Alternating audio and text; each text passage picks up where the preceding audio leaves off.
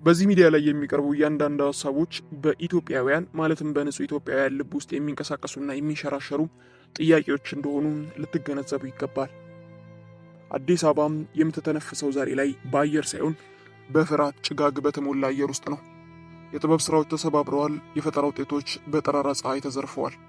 ለምን ጥይት ያልተኮሰ ሰውን ያልገደለ ነገር ግን በፍቅሩ በሚሊዮኖች ልብ ውስጥ የነገሰውን አርቲስት ለምን እንዲህ ያሳድታል የሚል ጥያቄ ብዙዎቻችን እያነሳን ነው።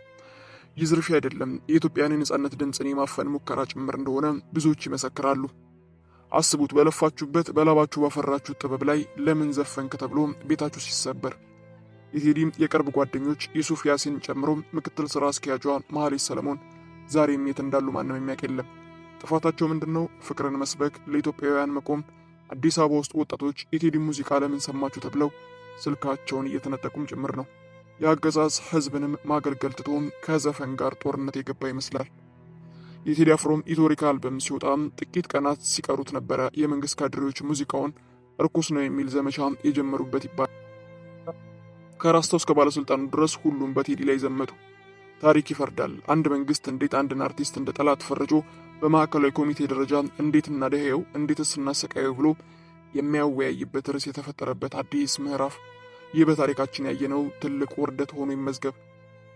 ለምንድን ነው ይህን ሁሉ ድካም የሚያወጡት? ምክንያቱም ግልጽ ነው። ፈሪ አገዛዝ ስለሆነ፣ የሚንቀጠቀጥ ስርዓት ስለሆነ፣ ሀሳብን በሀሳብ መርታት ያልቻሉት በጠመንጃ ኃይል የሰውን ልብ ለመቁረጥ እየሞከሩ ነው። ነገር ግን ይህ ፈጽሞ የማይሆን ነው። በሕዝብ ስነ ልቦና ላይ የተቃጣው ጥቃት ከእኛ የተለየ ሀሳብ ካላችሁ እናጠፋችኋለን የሚል መልእክት የያዘ ይመስላል። ያለ ፍርድ ቤት ትዕዛዝ በጠራራ ፀሐይ ስቱዲዮ መስበር በምንም አይነት ህግ የሚመከር አይደለም። የአገዛዝ የመንግስት መልእክት ሳይሆን የወንበዴ መልእክት ይዞ የመጣ ነው ይመስለው። ህግ አስከባሪ ተብሎ የህዝብን ንብረት የሚዘርፍ ዘመኛ የሚደበድብ ቡድን እንዴት መንግስት ሊባል ይችላል የሚል ጥያቄ ይነሳል። ከአማኑኤል ሆስፒታል የወጣ አንድ ግለሰብ ሊያደርጋቸው የሚችላቸውን ተግባራት ሙሉ በሙሉ ተግብረዋቸዋል ማለት ይቻላል። በኦሮሚያ፣ በአማራ እንደዚሁም በሁሉም ክልሎች ሰላም ማምጣት የተሳነው መንግስት ብቸኛ ጥንካሬው በነጻ አርቲስቶች ላይ የሚያነሳው እጅ ብቻ ሆኖበታል። የኦህዴድ ማዕከላዊ ኮሚቴ ያወጣው ሚስጥራዊ እቅድ ምንድን ነው የሚል ጥያቄም እየተነሳ ነው። ቴዲ አፍሮን ከሀገር ጥሎ እንዲወጣ የማድረግ ትልቅ እቅድ እንዳላቸው ይነገራል። የታሰሩ ሰዎች ዜግነት እንኳን ሳይታይ ለምን እንዲህ ያለ ጭካኔ የተፈጸመ? ምክንያቱም ስርዓቱ በህዝብ ዘንድ ያለው ተቀባይነት ሙሉ በሙሉ የተዳከመ ሆኖ ተገኝቷል። በውስጣቸው ያለው አጋንንት ህዝቡን በፍቅር አንድ የሚያደርገው ድምፅ እያፈራረሰው ነው። ዛሬ ኢትዮጵያውያን መሆን መከራ እየሆነ ነው። የጥበብ ስራዎች ተዘርፈው ለወደፊት ሊወጡ የነበሩ የፈጠራ ስራዎች አደጋ ላይ እንደሚገኙ ምስክሮች አሉ። ህዝቡ አሁን በከፍተኛ ቁጣ ውስጥ እንደሚገኝም ምስክሮች አሉ። መንግስት ይህንን የሚያደርገው ህዝቡን ለማስፈራራት ቢሆንም ውጤቱ ግን የህዝቡን ጥላቻ ማበረታታትና መጨመር ነው። ይህም መጨረሻው እንዳያምር የሚያደርግ ትልቅ ምክንያት ይሆናል። ተቃራኒ መከራከሪያዎችና እውነታዎች አንዳንዶች መንግስት ህግን እያስከበረ ነው ይላሉ። ህግ ማስከበር ግን በሌሊት ቤት ሰብሮ በመግባት ውስጥ ያለ አይደለም። ህግ ማስከበር ማለት ያ ፍርድ ቤት ትዕዛዝ ንብረት መስበርም ጭምር አይደለም። ይልክ እንደ ኢሰማጉ ኢትዮጵያ ሰብአዊ መብት ኮሚሽን ማፍረሻ ስልት የተጠቀሙበትን መንገድ እዚህም እየተጠቀሙ ይመስላል። በመጀመሪያ ዘርፊያ፣ በመቀጠል ማዋከብ፣ በመጨረሻም ድርጅቱን ሙሉ በሙሉ እንዲዘጋ የማድረግ እቅድ አላቸው። ይህ የታቀደው የጭቆና ስልት እንጂ ህግን ለማስከበር የተደሄደ ርቀት አይደለም። ሀሳብንና ፍቅርን በጠመንጃ ማሸነፍ አይቻልም። ቴዲ አፍሮ የራሱን ንብረት ቢዘረፍም በህዝቡ ልብ ውስጥ የገነባው ስቱዲዮ መቼም እንደማይፈርስ ያውቀዋል። ንብረት ይተካል። ቴዲ ግን በታጋሽነትና በፍቅር የጀመረው ጉዞ ቀጣይነት ይኖረዋል። እኛም እንደ ህዝብ ድምፃችንን ከፍ አድርገን በቃ ማለት ይኖርብናል።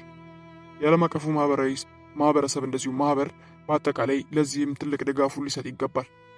ጥያቄው ለእናንተ ነው። ዛሬ ቴዲ አፍሮ ስቱዲዮ ሲሰበር ዝም ካልን ነገኛ ቤት የኛ ነጻነት የኛ ህልም እንደማይሰበር ምንም አይነት ማረጋገጫ ይዘን አንቀመጥም። አንድ ስርዓት መቼ ነው ወደ አርቲስቶች ቤት ሰብሮ የሚገባው? መልሱ ግልጽ ነው። በሀሳብ ሲደቆስና በህዝብ ፍቅር ሲቀና፣ በአምልኮ ስም የተሸሸጉ በፖለቲካ ካባ የተሸፈኑ ጥቂት ግለሰቦች የቴዲን ኢትዮሪካ እንደ ሰይጣን የሚፈሩት ድምፅ ይሆናል። ምክንያቱም ሙዚቃ የቆመው ለኢትዮጵያውያን እንጂ ለውጥ ፖለቲካ አይደለምና።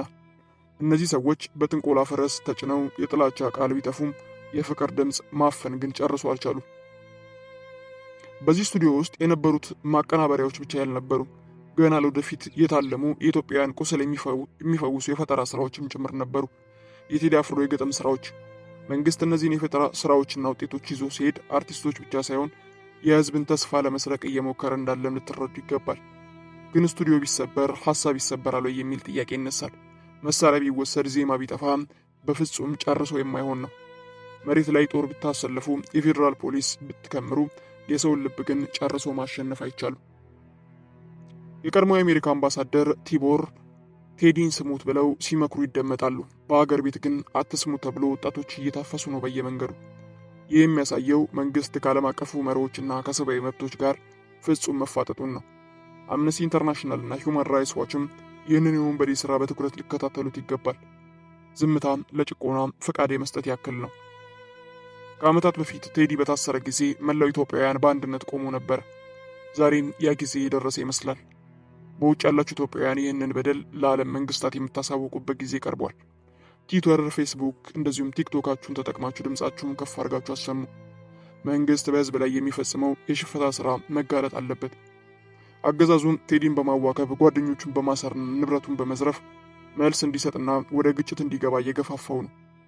ግን ቴዲ መልሱም ፍቅር ነው። ንብረት ነገ በቢሊዮኖች ይተካል። የኢትዮጵያውያን ክብር ግን አንዴ ከጎሰቆለ ለመጠገን ይከብዳል። ይህ ስርዓት ዛሬም አርቲስቶችን አሳዶ ነገ ህዝቡን ለማንበርከክ ያለም ይመስላል። ግን ማወቅ ያለባቸው አንድ እውነት፣ የተሰበረ ስቱዲዮ ሊገነባ ይችላል። የፈረሰ የህዝብ ተአማኒነት ግን በፍጹም አይመለስም። ጥያቄው ለታሪክ ይቀመጣል እንጂ። አንድ መንግስት በገዛ ዜጎቹ ላይ የሽምቅ ውጊያ የሚከፍተው በራሱ መቃብር ላይ የቆፈረ መሆኑን ስላልተረዳ ነው። ወይም ሞት የደረሰበት ጭራቅ የመጨረሻ እግረ ሙቅ እያደረገ ሊሆን እንደሚችል ማሰብ አለብን።